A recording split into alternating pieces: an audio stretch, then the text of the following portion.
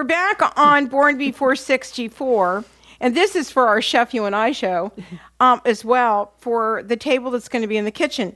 And Marty, you're going to do the top while I do the sides, correct? And can you tell us how you're going to proceed? Well, this is a larger surface, so instead of hand brushing it all, I'm going to put some paint on my roller, or the primer rather, on my roller and start it. But you know, as you saw when we did the primer and rolled it on the legs, it gets a little bubbly. So you kind of have to be, you have to smooth it out once you get it on your roller. And you know, painting, this is the biggest thing. I have customers who are you know, own painting companies, and they've taught me a lot. You know, get enough on your roller where it's not dripping, get it evenly distributed. And again, this is the same thing with the brushing. It's a light touch. It's not a streaking on, you know, and always kind of consider too, any kind of painting project is not a let's do it in one afternoon. It takes a little while. That's for sure.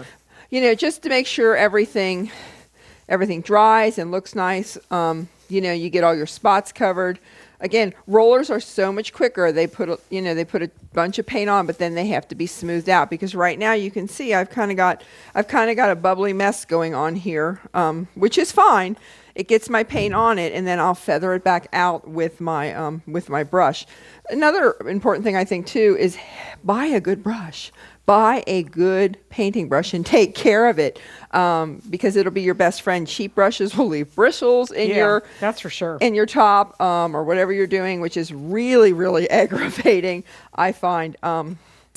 And then one of my tricks is always, if I know I'm going to go back to it just within like a couple hours, I take foil and wrap up my paintbrushes, so that I can just reuse them again without having to, you know, wash it out, wait for it to dry, and all that kind of nonsense. And the other thing I like too is to have those plastic grocery bags around, so that when I go to pull off the roller, I can put my hand in one and pull it off without getting it quite so much all over me. And you know, that's really important, Marty, because I'll tell you what, I wear plastic gloves because, you know, I do the cooking show, and my nails have to look so great. What can I tell you? And so, but this is going on so easy. I can't even believe it. Yeah, this is going on very, very nice. And again, I'm going to go back through and smooth all this out, but just to get a chunk of it on here, the rolling, it's working pretty nice too. Again, getting that nice and even distributing. Another trick that I didn't use it this time, but another trick that I've used sometimes, if I want to go ahead and keep my trays, I'll go ahead and line them with a paper bag or a plastic bag also. So then when I'm done, I just throw it away. That's a good idea. Yeah. Okay, here, Kath, let's work on this side over here. Okay. I'm going to trade you sides, actually, because I want to go over to that side. All right. And just get the paint on, then I'm going to start to feather it off. Do you want me to do this side right here? You can. Yep. Let me just get to this side and start putting some more paint on it and get it going here.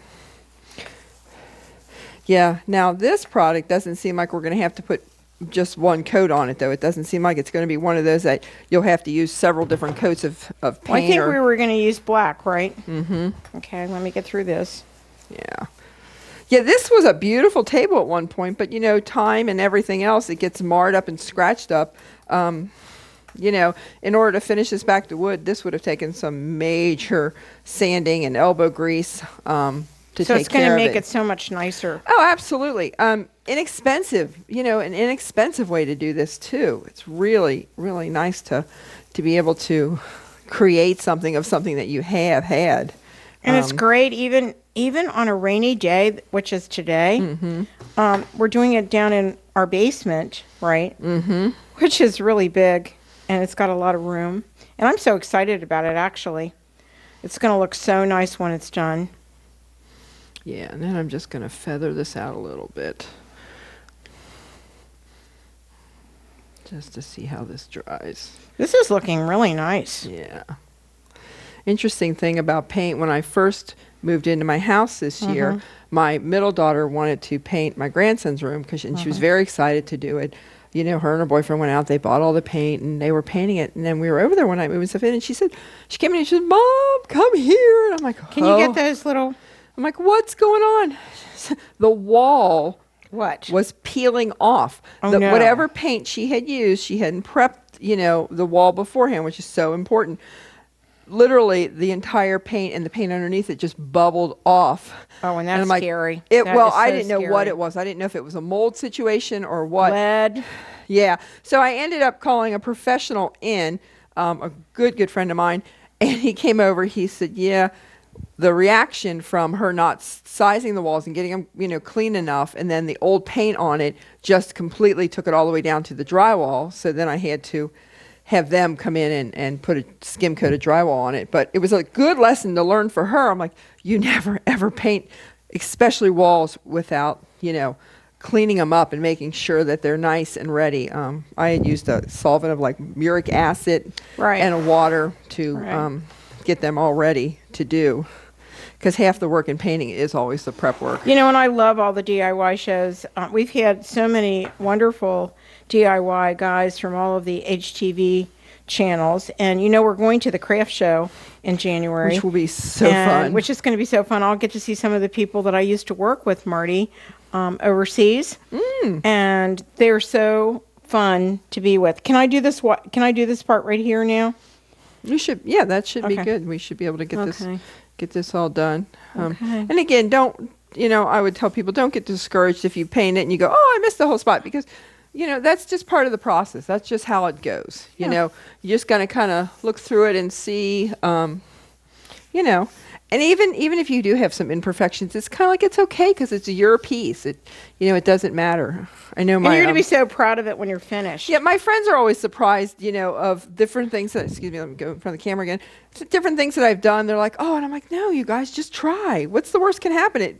You have an epic Well, it's failure the and you sa- do it it's- again. It's the same thing with wreaths. I mean, you know, when I do my wreaths, people are really shocked, and it's really not that hard for me. But you know, I was a florist, so that made it a little easier, right? Well, and see, that's the kind of thing that I find that takes a lot of attention to detail, and I don't have the patience for that kind of stuff. Well, I think that everybody has their thing, right? And that's the cool part about it. I It mean, is. this is why I love DIY so much, is because Right. Yep. I think we've got. you can see it automatically. Right. I think it looks good. Another And cool thing too. I think you got to finish that, Mark, right there. All right, let me just make sure the top looks good. Yep, I'm going to go ahead and get the front a little bit better done. Okay. Another project we've had fun with at my house is doing chalk paint, which What? now chalk paint comes in every color of the rainbow. Which What is it? It's just like a chalkboard. Oh, chalk. Just like a chalkboard, and you paint it on, and it takes a lot of layers of paint. But like I've taken an old end table of mine, and I painted the top of it with chalk paint, and then my grandson then can just, you know, draw on the table, and I'm not upset because it's not markers or permanent markers, and it's chalk. But they're becoming really popular. Just different things that people think to paint. Plaques, jars, the bottom of wine glasses. People are Oh, painting yeah, the they're bottom of gorgeous. those so that they can write their name on it in chalk when you're having a party. So that's kind of cool. Again, and I know Valspar also carries chalk paint too. Yeah, which is great. I love Valspar paint because it's so easy to work with, and so many dealers have it. You know, actually, the cool part about what I did with my kitchen, and actually, I decided, Marty, I was not going to paint my kitchen cabinets. I got a professional in because it'd be different if we weren't on television, but we're on television, and it makes a difference. Well, and sometimes too, you have to consider the tools that it takes to do things Oh. like that. They're prepared for it, whereas your typical painting project, you're not. You're not prepared to do all the tools and everything that you do need to do that. The Right. cabinets turn out incredibly gorgeous. They Right. turned out really nice. We need to Alright. take a short break, and we'll be right back on Born Before 64 with myself and Marty Schutes. And let me tell you, don't wear anything that you want to wear again. But this paint is It's washable. yes, it is water soluble. So it's water soluble. We'll be right back on Born Before 64 with Kathryn Raaker and Marty Schutes right after these messages.